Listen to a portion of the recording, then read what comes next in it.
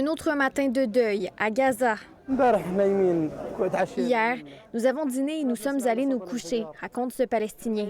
Soudain, nous avons entendu une explosion dans l'appartement de mon cousin au-dessus. Ses enfants et sa femme sont devenus des martyrs, tout comme lui.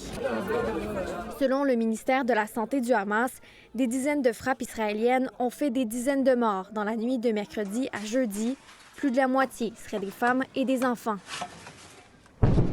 L'armée israélienne affirme avoir éliminé 2 commandants d'un groupe armé allié du Hamas et dit poursuivre son offensive sur des cibles terroristes dans la bande de Gaza.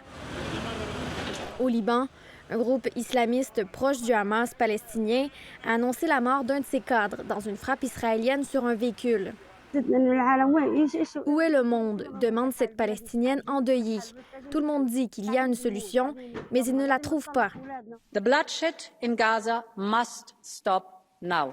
Lors de son discours de réélection, la présidente de la Commission européenne a promis jeudi que l'Europe jouerait un rôle actif pour faire cesser la violence à Gaza.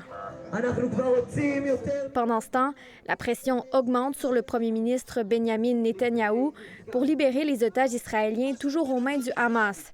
Son ministre de la Sécurité nationale s'est rendu dans un lieu sacré de Jérusalem jeudi pour le défier. Je suis venu au lieu le plus important du peuple juif pour prier pour les otages, qu'ils reviennent à la maison, mais pas par un accord de capitulation. Je prie pour que le premier ministre ait la force de ne pas renoncer et qu'il aille jusqu'au bout.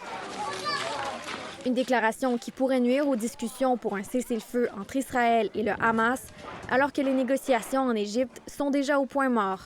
Ici Raphaël Drouin, Radio-Canada, Montréal.